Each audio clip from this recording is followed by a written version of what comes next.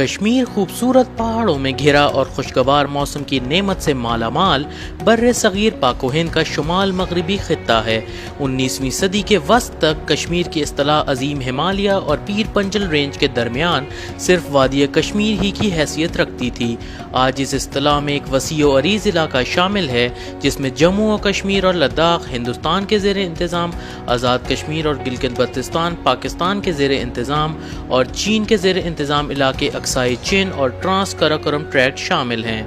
قدیم اور قرون وسطی کے ادوار کے دوران کشمیر ہندو بدھ ہم آہنگی کی نشو و نما کا ایک اہم مرکز تھا۔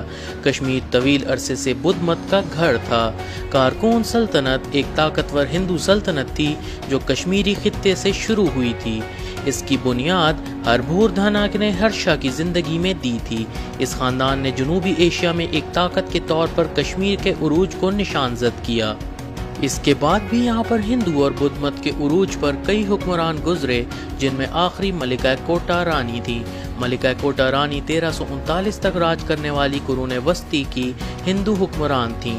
یہ ایک قابل ذکر حکمران تھیں جنہیں اکثر شری نگر شہر کو بارش اور سیلاب سے بچانے کا سہرا مل جاتا ہے، جس کا نام ان کے کوٹے کول کے نام پر رکھا گیا تھا۔ یہ نہر شہر کے داخلی مقام پر دریائے جہلم سے پانی حاصل کرتی ہے اور دوبارہ شہر کی حدود سے باہر دریائے جہلم کے ساتھ مل جاتی ہے۔ ملکہ کوٹا کی حکمرانی کے خاتمے کے بعد یہاں پر شاہ میر خاندان کی حکمرانی کا آغاز ہوا۔ شمس الدین شاہ میر کشمیر کا پہلا مسلم حکمران اور شاہ میر خاندان کا بانی تھا۔ شاہ میر شاہی خاندان کا پہلا حکمران تھا جو 1339 میں قائم ہوا تھا۔ میر سید علی ہمدانی جیسے مسلمان علماء وسطی ایشیا سے کشمیر میں مذہب کی پیروی کے لیے پہنچے اور ان کی کوششوں سے ہزاروں کشمیریوں نے اسلام قبول کیا۔ شاہ میر خاندان کی حکمرانی کے خاتمے کے بعد مغل حکمرانوں نے یہاں کا رخ کیا اور ان کی حکمرانی کا آغاز ہوا۔ مغل بادشاہ اکبر نے 1585 سے 1586 کے بیچ کشمیر کو فتح کیا اور یہاں پر موجود سنی شیعہ تفرقے کا فائدہ اٹھاتے ہوئے یہاں پہ کشمیری مسلم حکمرانی کا خاتمہ کیا۔ اکبر نے اس کابل صوبہ کو جو جدید دور کا شمال مشرقی افغانستان، شمالی پاکستان اور ہندوستان کی وادی کشمیر پر محیط ہے، اس میں شامل کیا، لیکن شاہ جہاں نے اسے علیحدہ صوبہ بنا کر شری نگر میں اپنی نشست حاصل کر لی۔ مغل حکمرانوں کے جانے کے بعد افغانی یہاں پر قابض ہوئے۔ افغان درانی خاندان کے درانی سلطنت نے 1751 سے کشمیر پر کنٹرول کیا۔ جب 15ویں مغل بادشاہ شہنشاہ احمد شاہ بہادر کے وائس رائے معین الملک نے درانی بانی احمد شاہ درانی کو شکست دی اور اسے بحال کیا۔ 1819 میں وادی کشمیر کا کنٹرول درانی خاندان جو کہ افغانستان سے تعلق رکھتا تھا سے سکھوں کی فوج جو کہ رنجیت سنگھ کے ماتحت تھی کے حوالے کر دیا گیا، اور اس طرح کشمیر میں 4 صدیوں سے چلا آ رہا مسلمانوں کی حکمرانی کا سلسلہ اختتام پذیر ہوا۔ کشمیری افغانیوں کی حکومت کے ستائے ہوئے تھے، جس وجہ سے انہوں نے سکھ حکمرانوں کا استقبال کیا، لیکن یہ ان کے لیے بہت بھاری ثابت ہوا۔ سکھوں نے بہت سے قوانین تبدیل کیے اور ان کو سختی سے نافذ العمل لایا گیا۔ 1845 میں پہلی اینگلو سکھ جنگ کا آغاز ہوا۔ اس جنگ میں 2 معاہدے طے پائے، جس میں لاہور یعنی کہ ویسٹ پنجاب کو برٹش کے حوالے کیا جائے اور دوسرا یہ کہ کشمیر سکھوں کے حوالے کیا جائے گا۔ یہاں سے پرنسلی اسٹیٹس کا آغاز ہوا۔ 1941 برٹش سینسس آف انڈیا کے تحت کشمیر میں بھاری اکثریت مسلمانوں کی تھی، جو کہ آبادی کا 77% حصہ تھا، اور اس کے بعد ہندو 20% اور باقی کے 3% میں بدھسٹ اور سکھ شامل تھے۔ 1947 میں جب پاکستان ایک الگ ملک کی حیثیت سے سامنے آیا تو کشمیر کا مسئلہ بھی اٹھا۔ اس وقت یہ سمجھا گیا کہ کشمیر میں مسلمانوں کی اکثریت ہونے کی وجہ سے وہاں کا مہاراجہ پاکستان کے ساتھ الحاق کے لیے حامی بھر دے گا، لیکن ایسا نہ ہوا اور مہاراجہ نے لارڈ ماؤنٹ بیٹن سے اپیل کر کے انڈیا کے ساتھ الحاق کی شرط پر حامی بھر لی۔ یونائٹڈ نیشنز بھی اس معاملے کو حل کروانے بیچ میں آئی اور ان کی طرف سے یہ حل رکھا گیا کہ کشمیریوں کو آپشن دینا چاہیے کہ وہ کس کے ساتھ جڑنا چاہتے ہیں، لیکن انڈیا نے اس بات سے صاف انکار کرتے ہوئے شرط رکھ دی کہ جب تک یہاں سے تمام بے قاعدگیوں کو ختم نہیں کیا جاتا کوئی ریفرینڈم نہیں ہو سکتا۔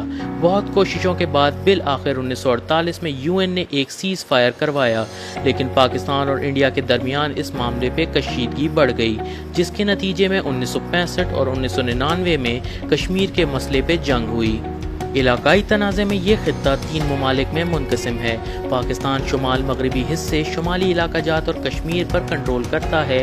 ہندوستان وسطی اور جنوبی حصے جموں و کشمیر اور لداخ پر کنٹرول رکھتا ہے، اور عوامی جمہوریہ چین نے شمال مشرقی حصے کو کنٹرول کیا ہے، جس میں اکسائی چین اور ٹرانس کراکرم ٹریک شامل ہیں۔ اگرچہ یہ خطے عملی طور پر ان کے متعلقہ دعویداروں کے زیر انتظام ہیں، لیکن نہ ہی ہندوستان اور نہ ہی پاکستان نے دوسرے کے دعویدار علاقوں کی باضابطہ طور پر تسلیم کیا ہے۔ کشمیر کا کل رقبہ 68,000 مربع میل پر محیط ہے۔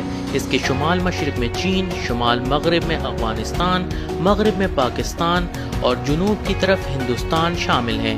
کشمیر کی ٹوپوگرافی زیادہ تر پہاڑی ہے۔ کشمیر میں دریائے سندھ، جہلم اور چناب دریا ملتے ہیں۔ اونچائی کی سطح کی بہت بڑی تبدیلی کی وجہ سے کشمیر میں ہر خطے کے لیے ایک مختلف آب و ہوا موجود ہے۔ درجہ حرارت پنجاب کی گرمی سے لے کر سردی کی شدت تک جو پہاڑوں پر ہمیشہ برف باری کرتا ہے۔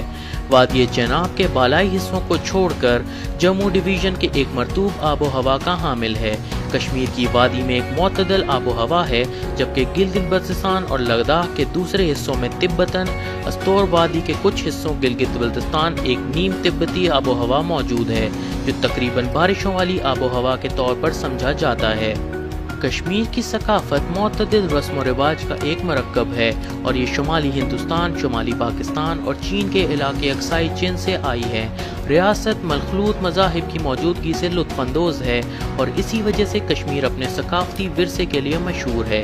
اس سے ہندو، سکھ، مسلمان اور بدھسٹ لوگوں کا اتحاد ہے، جو اپنی ثقافت کو اپناتے ہوئے کشمیر کو مزید خوبصورت بناتے ہیں، جس سے ان کے طرز زندگی میں بہت سی تبدیلیاں لائی ہیں۔ اگر بات کی جائے کشمیر میں موجود پکوانوں کی، تو گوشت کے مشہور پکوان کشمیری کباب، روغن جوش، یخنی، پسندہ، سیون آلو اور میتھی کیما شامل ہیں۔ سبھی سبزی خور محبت کرنے والوں کے پاس انتخاب کرنے کے لیے بہت کچھ ہوگا۔ سبزی خوردنی کی مشہور کھانے میں سے کچھ میں ہاک راجما، زردہ وغیرہ شامل ہیں۔ کھانے کو ایک دلچسپ ذائقہ دینے کے لیے یہ برتن پنیر کے ساتھ تازہ سبزیوں کے ساتھ تیار کیے جاتے ہیں۔ اب بات کرتے ہیں یہاں پر پہنے جانے والے ملبوسات کی، تو کشمیریوں کا لباس بہت رنگین اور دلکش ہے۔ زیادہ تر لوگ روایتی لباس زیب تن کرتے ہیں، اور خواتین خود کو خوبصورت زیورات جیسے نوک رنگ، چوڑیاں، بالیاں، ہار پہن لیتی ہیں اور شلوار قمیض میں ملبوس ہو جاتی ہیں، جس کی وجہ سے وہ گرمی کے موسم میں آرام سے رہتے ہیں، جبکہ مرد اپنے آپ کو کرتا پاجامہ اور شلوار میں ملبوس کرتے ہیں۔ پھر ان کے ایک قسم کا اوور کوٹ ہے جو سردیوں میں کشمیریوں نے پہننا ہے، جسے رنگین پیچ اور کڑھائی کے کاموں سے سجایا جاتا ہے۔ کشمیر کی تاریخ بہت پرانی ہے، اور کشمیر ایک نہایت ہی خوبصورت وادی ہے، جسے جتنی بار بھی دیکھا جائے یہ آپ کو اپنا ایک نیا رنگ دکھائے گی۔ امید کرتے ہیں کہ آپ کو ہماری یہ کاوش پسند آئی ہوگی۔ ایسی ہی مزید ویڈیوز دیکھنے کے لیے ہماری اس ویڈیو کو لائک لازمی کریں اور ہمارے چینل کو سبسکرائب کریں۔ اس ویڈیو کے بارے میں ہمیں کمنٹس میں ضرور بتائیے گا۔ ملیں گے اگلی ویڈیو میں، تب تک کے لیے اللہ حافظ۔